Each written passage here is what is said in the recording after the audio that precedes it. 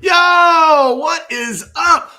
Orange Bloods Live Nation. Glad to be with you. It's Jeff Ketchum, Anwar Richardson on the Overreaction Monday show here on Orange Bloods Live, brought to you by RogueShop.com. Texas is home for legal CBD, THC, and man, if you go to the website, you'll soon learn much more.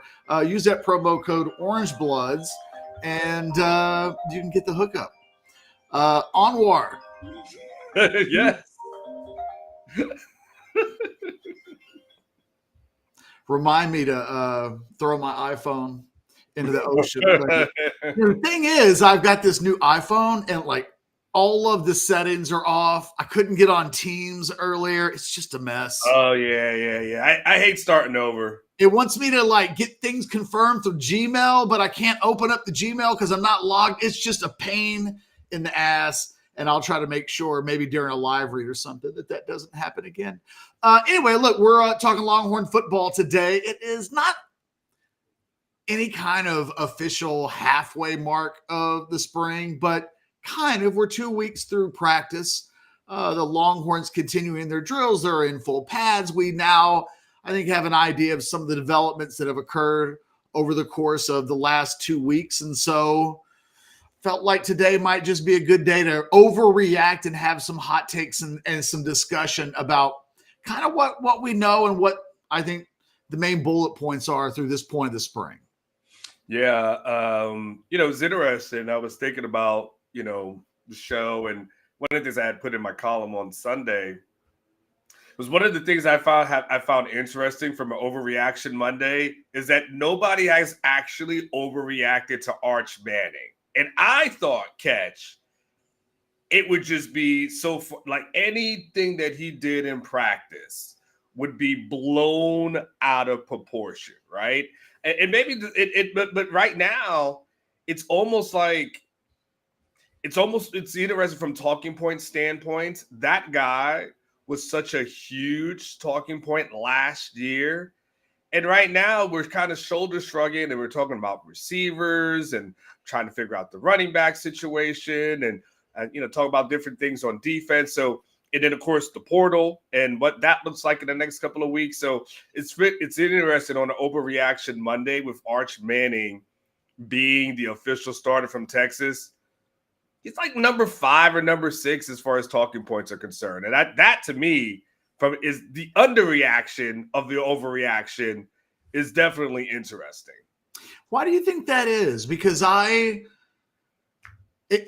noticed it too. It's impossible not to notice because if you and I do a show anywhere across the country, it's going to be the first thing we get asked about. It'll be the first, second, and third thing that we get asked about. And yet, after all the discussion at the quarterback position, even last year when it was, is Quinn the guy? Should he be playing? Is he hurt?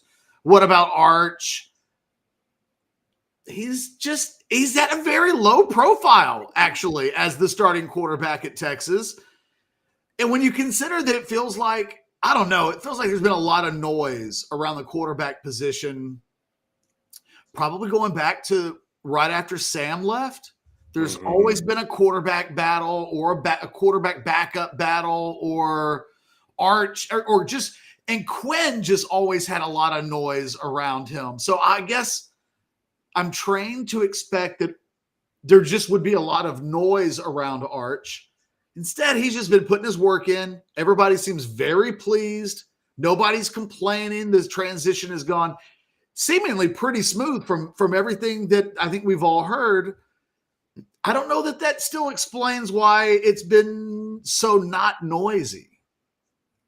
Yeah, I don't know. I don't either. And I don't know if it's intentional, it's kind of hard to be intentional, right? You can't have tons of people, in this collusion of everybody. Look, right. I know you speak to your sources and you speak to these reporters. Let's all be on the same page that we're not going to say anything about this guy, right? Like that doesn't happen when it's our publication or any other publication that covers UT. It's not a thing. And it's interesting because when you start going into this season, and I don't know, maybe there's this assumption that he checks all the boxes, so it kind of is what it is. But when we do get into the season, Catch, and you're on the road at Ohio State, like though that will be a huge deal. And once you get past kind of that, lackluster schedule after that, which by the way, this home schedule for this year for Texas really sort of sucks. Like, just a sidebar, all the good games are really away, and honestly, outside of Arkansas and Texas A&M at the end, this home schedule is kind of trash. Catch, it's really bad. I mean, it'd be hard to pay that kind of money for some of the teams that you get a chance to watch. I don't even know how. I'm sorry. Arkansas and A&M kind of saves the home schedule, but only to a certain degree. I guess the thing that you know about the SEC is there will be years, and Texas has kind of gotten screwed on this SEC move. Yeah, because it put the Michigan and Ohio State games on the road back to back.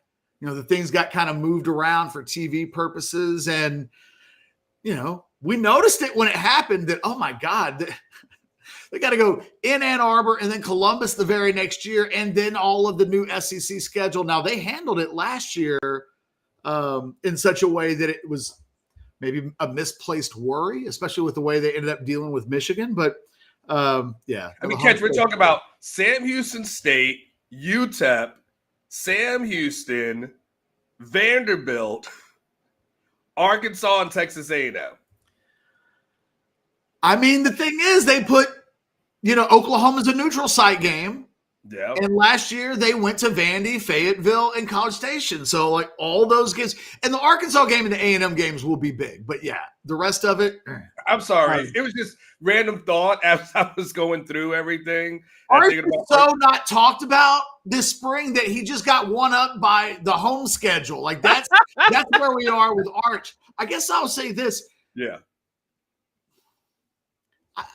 I don't even alarm isn't the right word.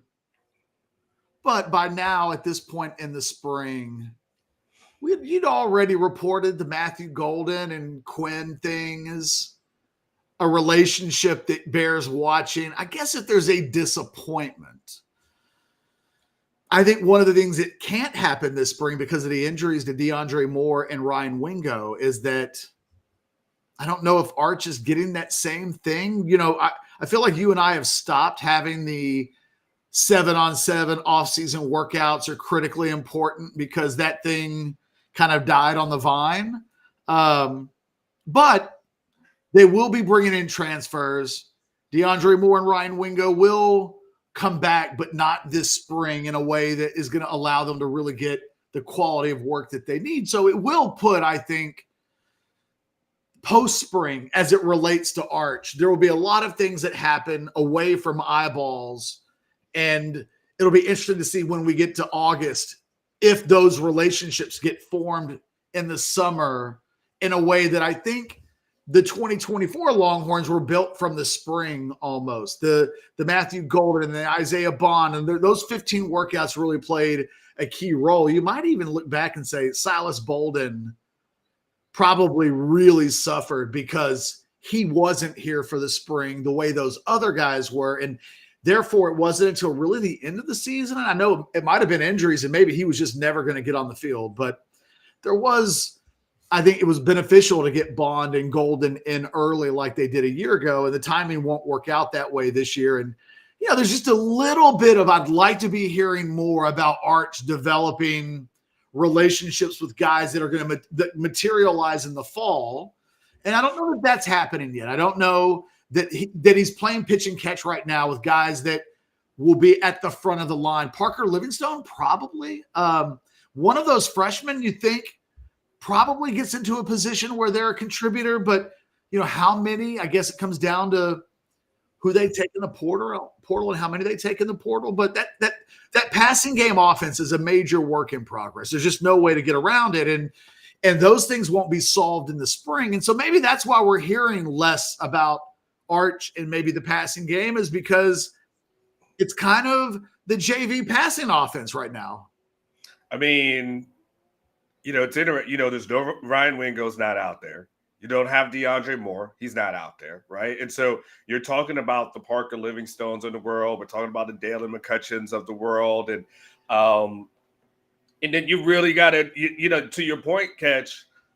I mean, look, we know when the portal opens, Texas is going to go get at least one receiver, potentially two, right? And so, to your point, this is good work for some of these other guys, to get some reps and to get some things in there. But I don't know when we start getting into training camp what that really looks like. And I think the other thing too, Catch, one thing we know about Sark is Sark will always lean on his veterans, especially at the receiver position.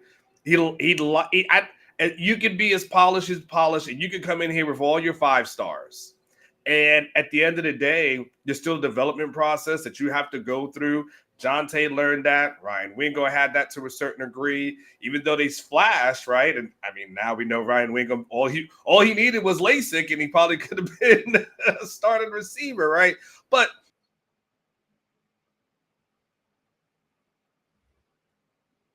at the end of the day,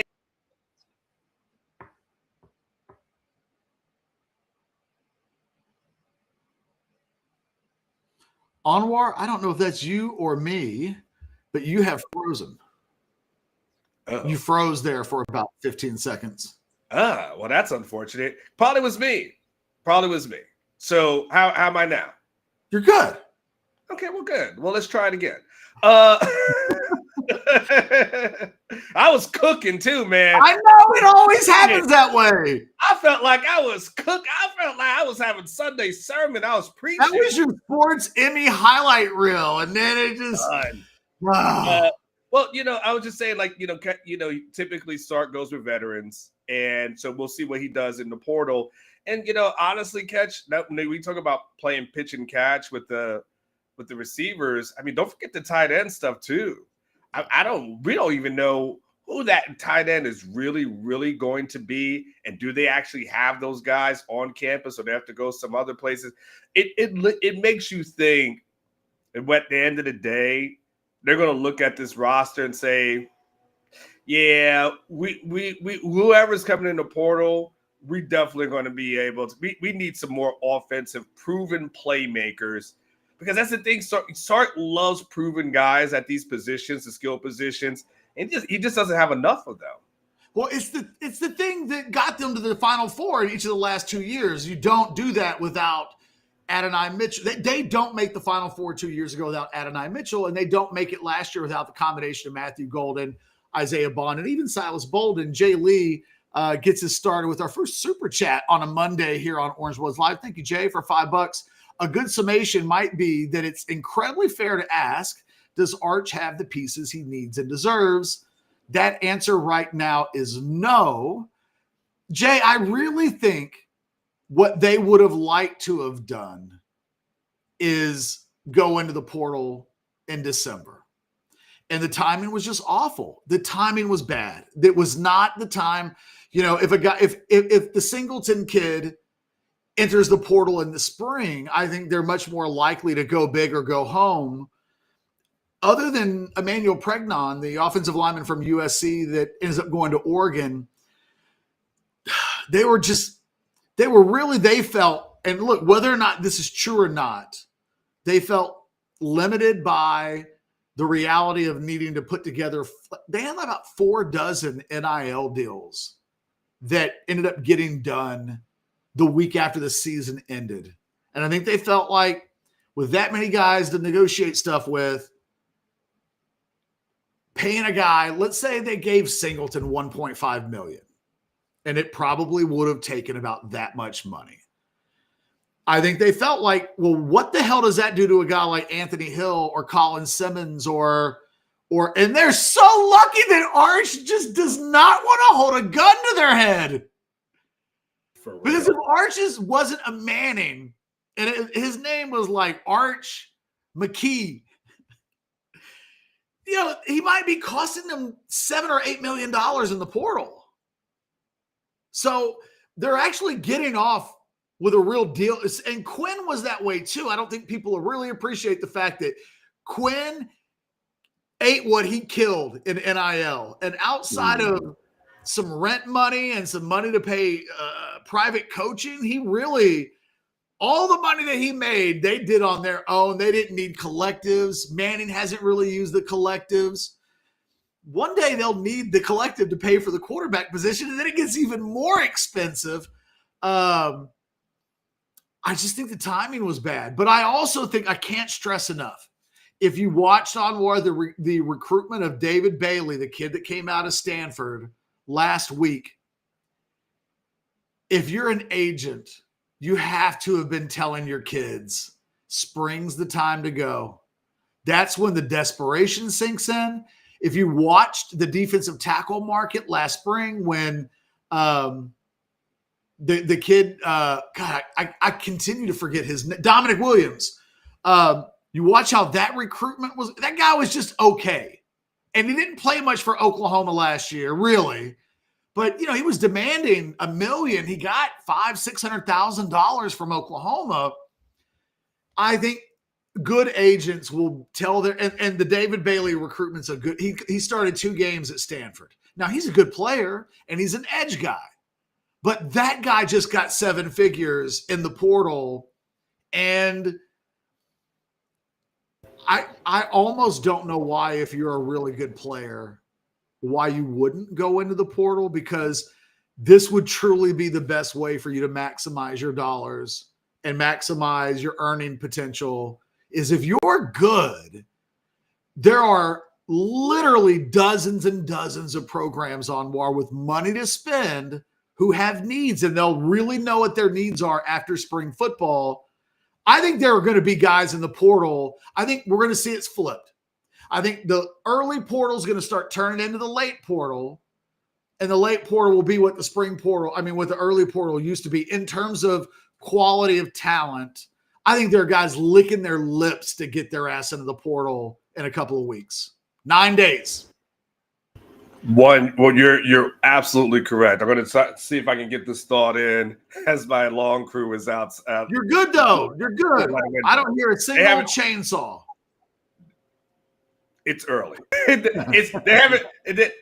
getting set. Like it's good. But to the David Bailey point, when you said he makes 7 figures, that's nice. I'm talking about, you're almost underselling how much money David Bailey was able to obtain. It wasn't like he got $1 million. Like, he went north, way north of that. Like, and I was talking to someone last week, and what they said to me was they said, look, all we could do at that point is tell him, good luck to you and congratulations. Yeah.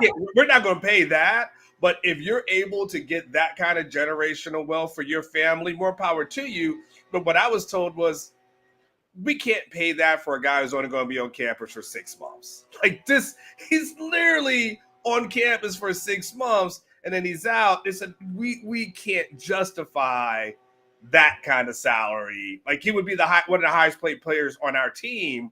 It's like, we just can't do that. But to your point, I just keep hearing the buzz, and the buzz is, look, man, the last thing they're going to do is go into this season. And to your point, if that formula's already worked, Catch, which is going into the portal and getting key additions, what you don't do after that success for 2 consecutive years is say, you know what, fellas, that worked for us before. I got a better idea. Let's never do that again. Let's just go in there with some of the young guys. Let's just make sure they're developed, and that's it. No. They're going to go see what's out there. They're going to kick the tires. Now, and to your point, it'll probably be more of a frenzy in the spring, but the price tag's going to be higher. And what Texas is going to have to decide is, hey, are we going to spend money for all these guys? Like, is that what we're going to do? And who we're going to spend on? But they're going to have to spend. And I think at the end of the day, I think this roster, by the time we get to the end of April, Catch, we're going to be looking at it and saying, all right, this is where the battles are taking place, and this is what we need to keep an eye on. Yeah, I had somebody tell me, and I can't remember if it was December. I can't remember if it was January, but it was in that time frame. And it had to have been, God, I want to say it was December. I really need to go back and look at my notes. But I had somebody tell me, look, we're all in 2025 the way that Ohio State was all in 2024. And I was like, and we know that it was one of the talked about storylines of the college football season was that Ohio State had this $20 million roster. They didn't really run from that. You know, they didn't say, no. They didn't pull a Jimbo Fisher and clutch his pearls and say, these kids came here for reasons other than money. They came here for their love of A&M. No, they weren't trying to sell the idea that that roster was at Ohio State because of the love for the dotting of the I in the pregame. No, man, those kids came there to get to the NFL and get paid money while they were doing it. And Ohio State had the highest budget of any team in the country last year. Texas wasn't far behind. But look, both of those teams were in the Final Four. Ohio State wins a national championship. And at the end, it just felt like at the end of that Ohio State-Texas game, and I think both sides would agree to this. I think Ohio State fans and people that cover that program, and I think you watched that game and you walked away from it thinking, boy, Ohio State just had a couple of more Jimmies and Joes than Texas did. That was a difference. They had just a few more playmakers, and their playmakers made a few more plays, and that was a difference in the game. That was about to be a tied game, late fourth quarter, and then it wasn't, and because their playmakers made plays.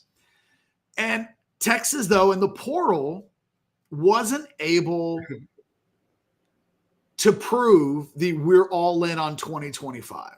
They weren't, not yet. So this is really their first opportunity to flex this idea, this notion of we're all, I haven't forgot it since it was said, but I haven't yet seen an action that would prove to me you're all in on 2025. It's just talk right now. But it was said to me with the intent that there would be some action behind it.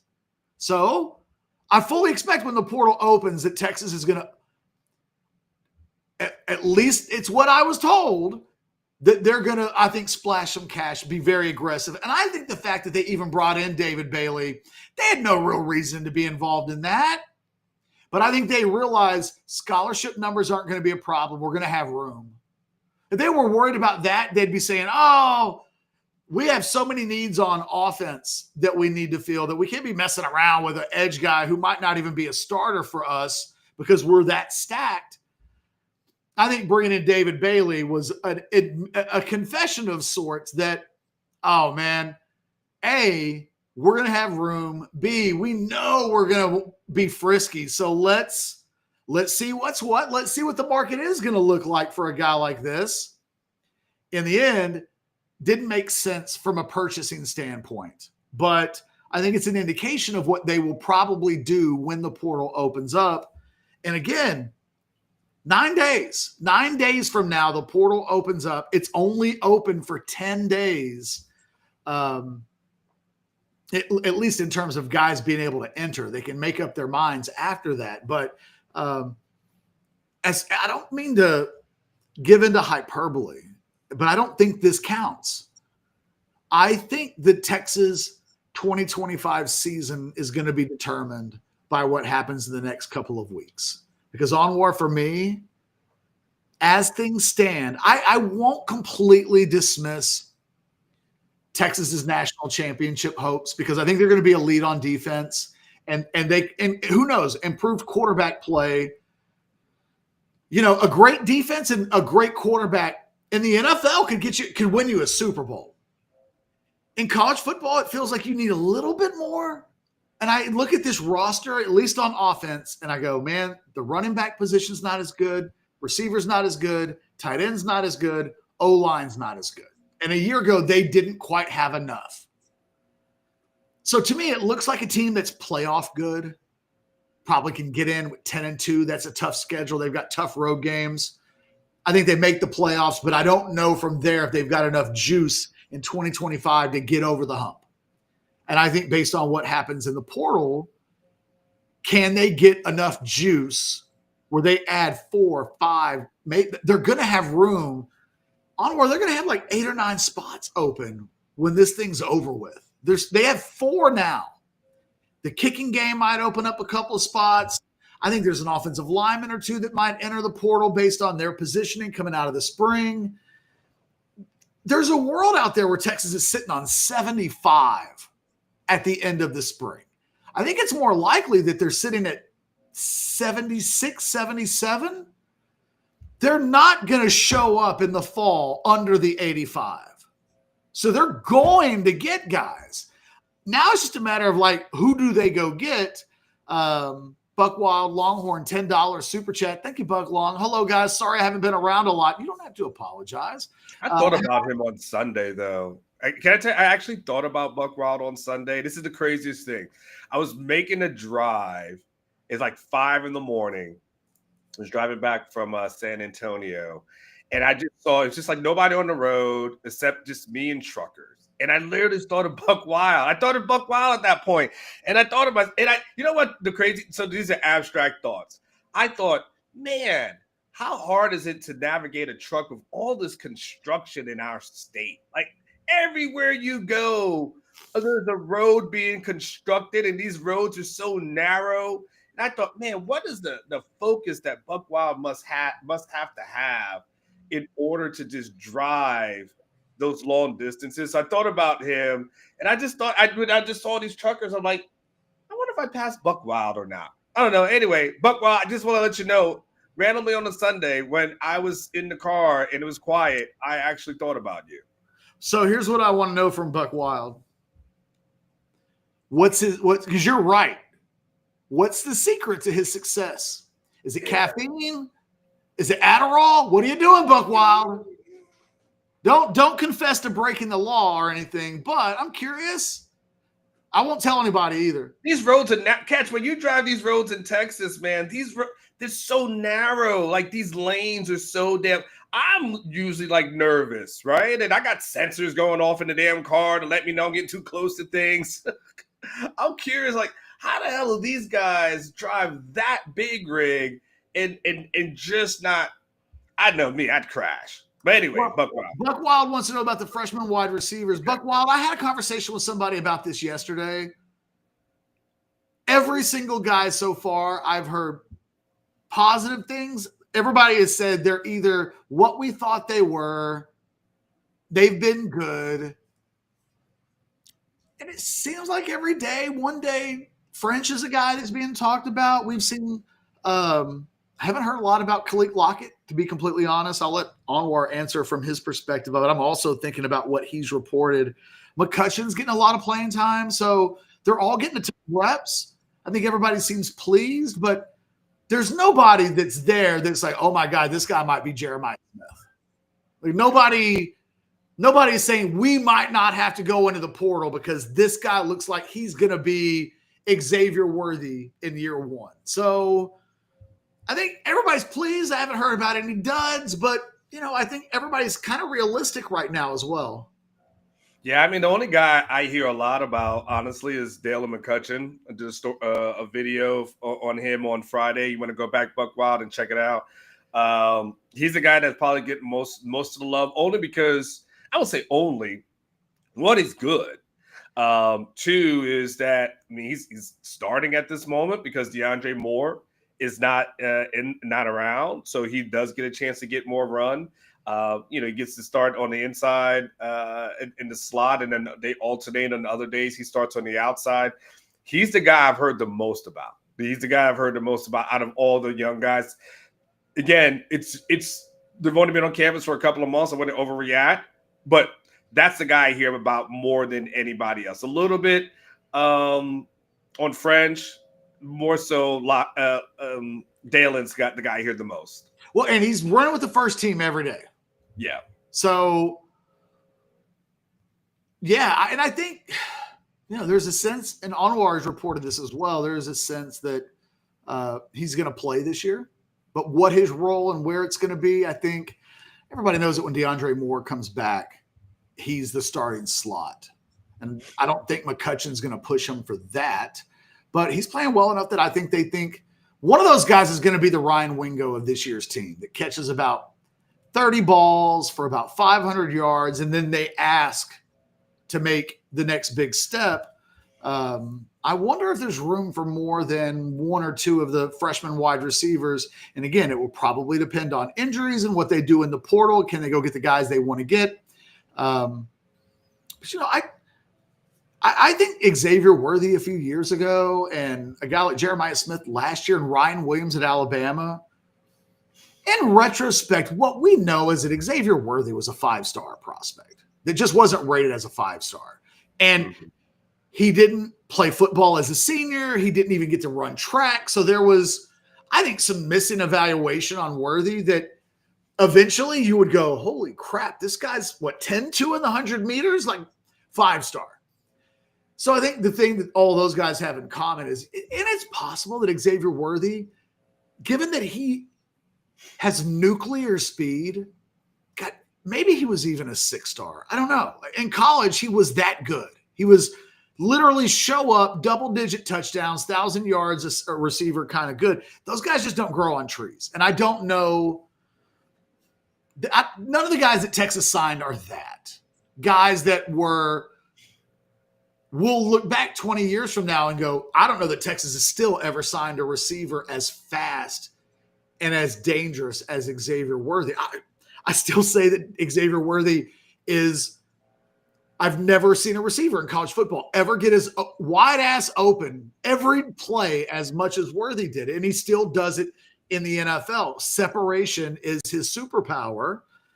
I don't know that any of these guys are that. That doesn't mean that they weren't legitimate 5-stars, because they could still develop into NFL players, high-level NFL players at that. Like, I think that's what they think these guys are going to be. But, man, guys that come in and play and are that good early on, it's only happened a couple of times in the history of the Texas football program, ever, that guys have been impact players as true freshman wide receivers. So I don't know. Jay Lee's comment made me laugh, by the way. When I started laughing, I read his comment, and that's what put that. I was like, oh my God. Jay, that's hardcore. I don't even want to think about the anxiety that comes with driving a fuel tanker. No, I can't, dude. Nah, I'm out. Because if you're in a big rig and you run through somebody, you're doing as much damage as, like, you're giving out more than you're giving. Still wouldn't imagine like a crash in a big rig is fun, but in a fuel tanker, dude, it's over. It's over. It is over. I kind of feel like, I've been watching this ER show, the Pit. It's fantastic. And you come away thinking from that show that emergency doctors are the real superheroes in the world today. Oh, yeah. That people come in with just about anything, and like these really smart people are saving lives with just stuff that it's like, oh, I read this in a journal 3 years ago, and I'm going to stick this into the guy's rib and it's going to pull out air. Okay, cool. You used a spoon to do that. Okay, these are like MacGyver. How good imagine how good of a driver you have to be that they let you drive a fuel tanker. Because you know what I don't hear a lot of, Anwar? Fuel tanker crash stories. Yeah. Yeah. So. Yeah.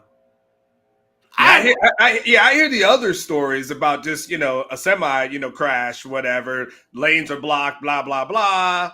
But, I feel like it happens on I-35 like every day. That one, we hear about plane crashes more than we hear about big rig fuel tanker crashes.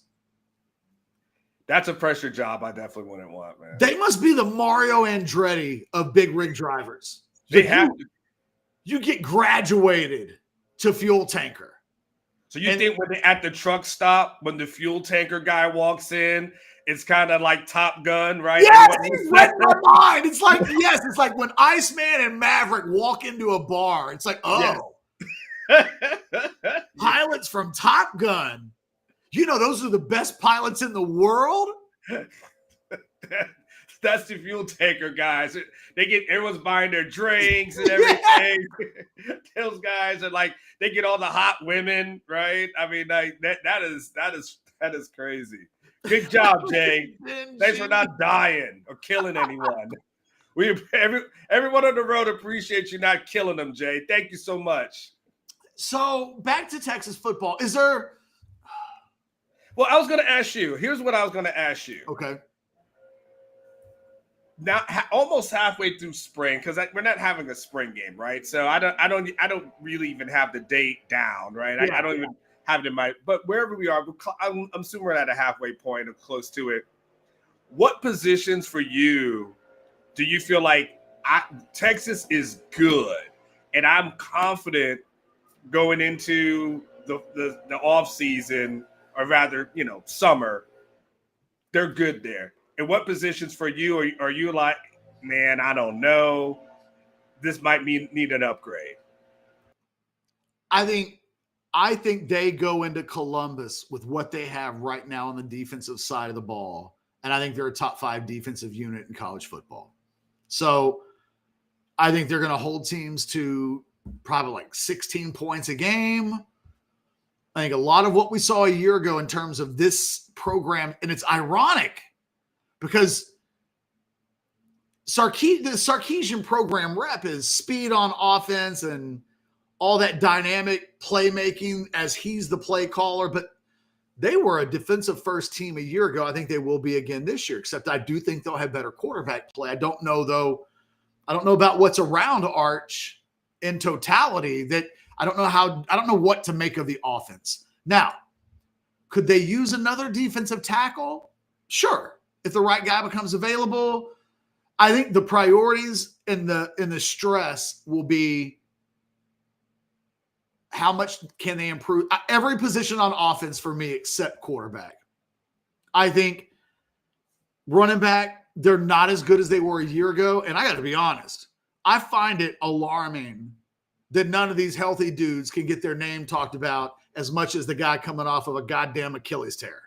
Like, I'm sorry, Jarrett Gibson, Quantravius Wiesner, the 2 freshman running backs, man, this dude's not even fully released, and he's the guy that people are talking about. So on one level, I, as you know, love me some Christian Clark. On the other hand, running back's a question mark for me. They don't have a scholarship player that has ever averaged more than 5 yards a carry. Do you know who on the active roster averages? The only player at running back that averages more than 5 yards per carry. Trick question, but there is one. Ooh, well, if it's a trick question. It is a trick question. He played last year. I don't know. Colin Page. Damn. By the way, yeah, you got to mute yourself. I was like, oh God, I hope he doesn't come to me anytime soon. I do now hear the chainsaw. Yes.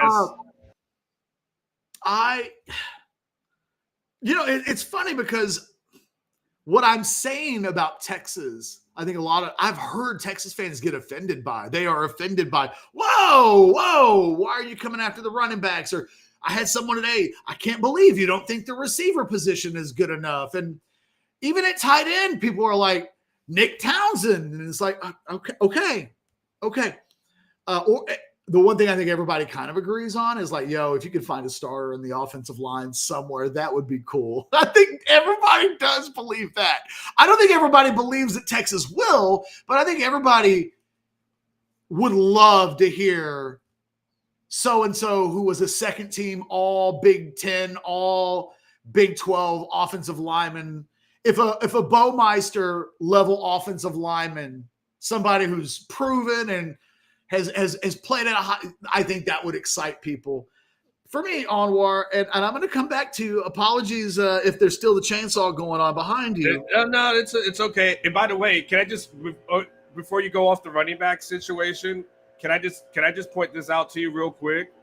I had, because Tyler made a graphic for me last week.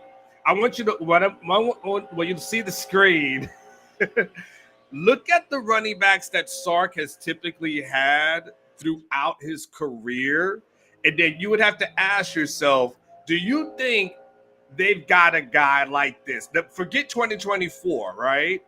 Just go 2023 and back. the Bijans of the world, the Najee Harrises of the Christ. world, Justin Davis, Ronald Jones, Javoris Bishop Sankey, Chris Polk. This is what Sark has had at running back.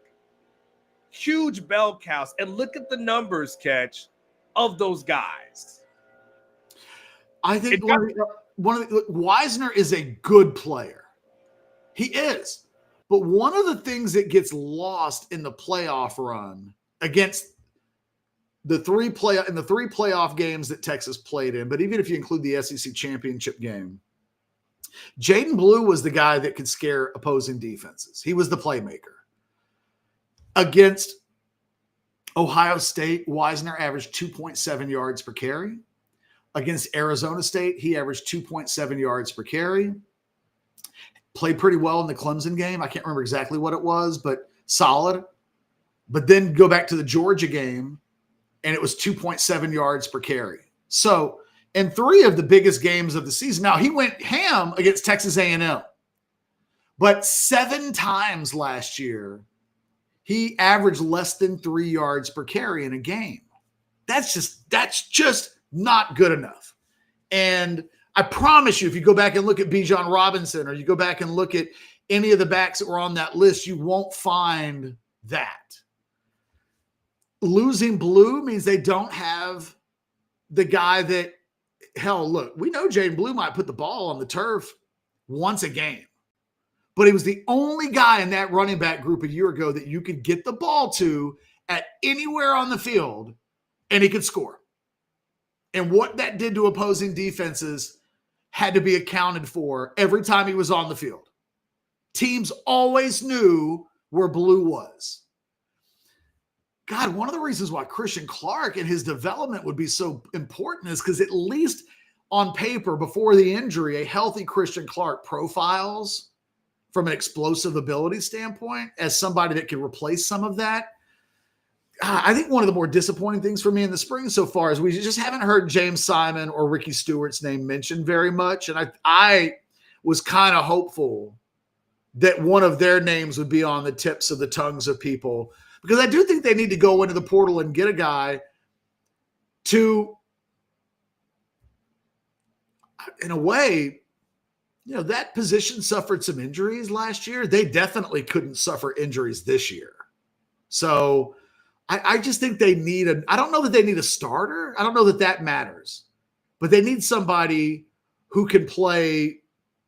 Put that graphic back up, Anwar, because I think it's, can you get somebody? I was looking at those USC teams and it was like, okay, one back had 900 yards. You look at that Justin Davis, Ronald Jones year. Jones plays in the NFL. I don't even remember Justin Davis and what he would have done, but that's I think what you want to get out of your running game, because what you're not going to have is you're not having Najee Harris, Bijan, Jonathan Brooks. That's not happening. They don't have that guy. They don't have a Sankey either, or Chris Polk either, going back to 2013 and beyond. But I think they could have a Justin Davis, Ronald Jones, but you know what? They don't have anybody like Ronald Jones on their roster. Ronald Jones for USC was kind of what Jaden Blue was for Texas, and he'll probably be drafted. And I wouldn't be surprised if Jaden Blue ends up having a career very similar to Ronald Jones. He's a guy that tantalizes you with his ability to create on any given play something big. I think they need that. I think they definitely need it when you consider that the passing game's a work in progress and the tight end position is one that needs development and improvement. So, yeah, for me, your original question, and do you disagree at all I am okay with the defense. I think they'll go into the portal and they'll get somebody to add to the defense, but I'm not even stressed about defensive tackle. They've got 4 guys they can go play with right now. Most teams in college football don't have 4 guys. Everywhere else, I feel like they're loaded, and I feel like they'll build off of last season. And nobody in the country is a better 1-2 punch in terms of playmakers than Anthony Hill and Colin Simmons. So I'm okay with the defense. If they said, look, we got to go get a kicker, we're focused on getting a return guy that we feel like is elite in the SEC, and we got to go address offense at running back, receiver, tight end, and maybe even offensive line, I'm good. Go get them, guys. I'm cool. But if you think there's a spot on defense that needs as much attention, I know because you had reported that defensive tackle might still be a position that if the right guy comes along, and I totally get that. I just don't know that I'm stressed about that position. Yeah, I don't think I would stress out, about that. And to your point, you talked about Colin Simmons and Anthony Hill putting Trey Moore at the linebacker position.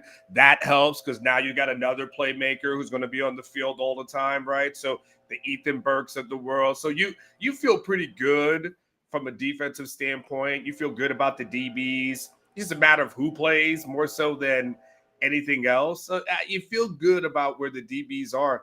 But from an offensive perspective, no, I feel like there has to be more, like that there has to be more explosiveness. There has to be more playmakers. Like there just has to be the guys for me, Catch, that check the box. It's not to say these guys aren't good, but you need great, right? At these positions. Like you need great. When look, at the end of the day, when it's time for Jack Sawyer to make a play, you need a guy that can go ahead and put his ass down on the ground.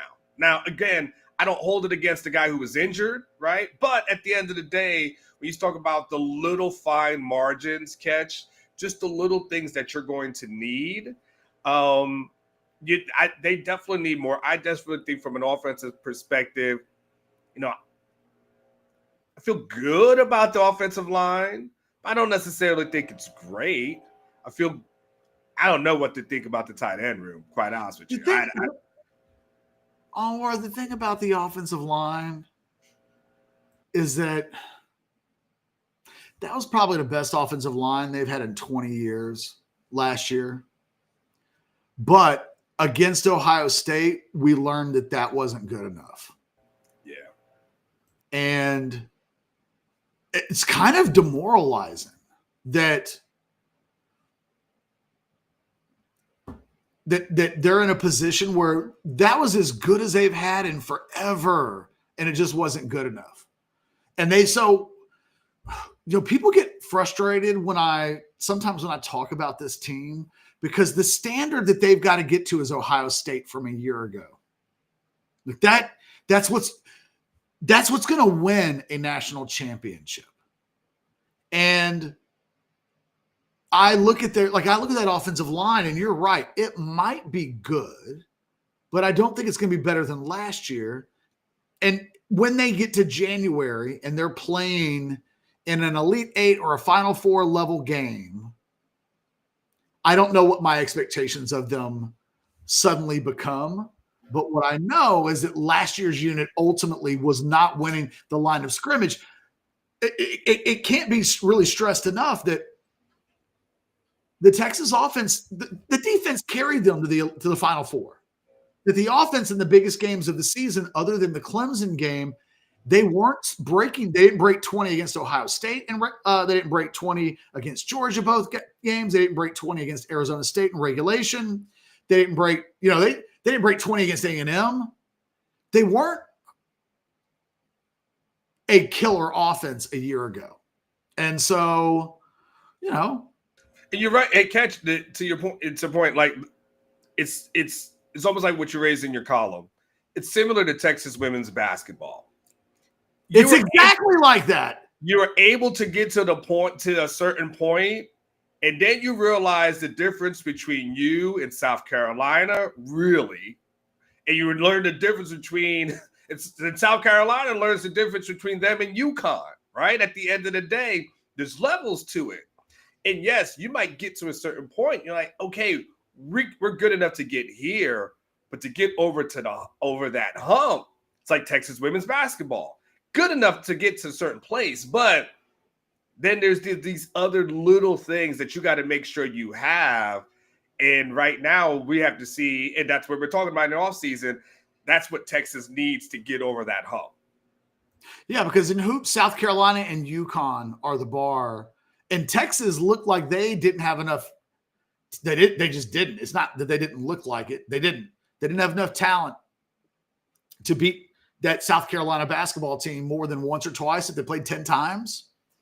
And then we kind of saw that with, then South Carolina goes and plays UConn, and they get destroyed. Correct.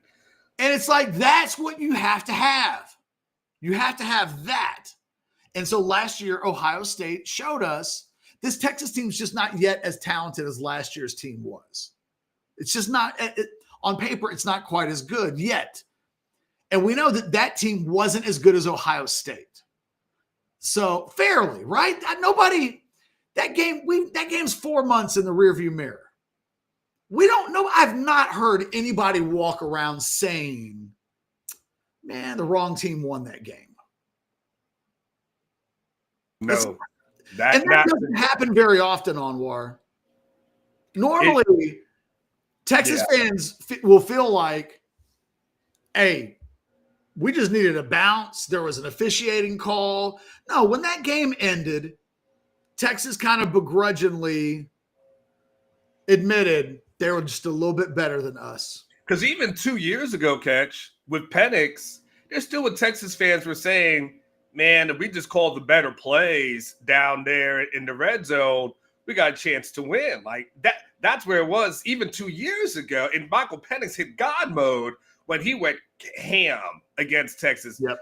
But this offseason, everyone said, yeah, gotta hand it to them. Like they had guys who made plays. And maybe it's because they knew at the end of the day, they got fortunate against the Arizona State team that, you can argue that maybe they could have lost to. They didn't lose to, but once you got past Arizona State and you were fortunate, you knew you're playing with house money at that point.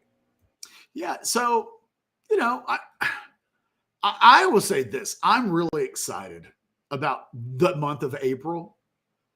I'm fast because I do think Texas is going to be aggressive. I don't, you know what they've seen? They got out Ohio. They have said, we want to do what Ohio State did last year. But when Max Clary, however you say his last name, when he entered the portal out of Purdue at tight end, they weren't ready. The difference between Texas and Ohio State and NIL is that Texas looks at NIL and they go, hey, they look at every single decision with purpose and analytically, and what will the cause and effect be of this? And if we bring this guy in, how will that impact our negotiations with this? Because we know they'll ask a million questions and then get to a point of should we or should we not? And Ohio State, their approach to NIL is YOLO.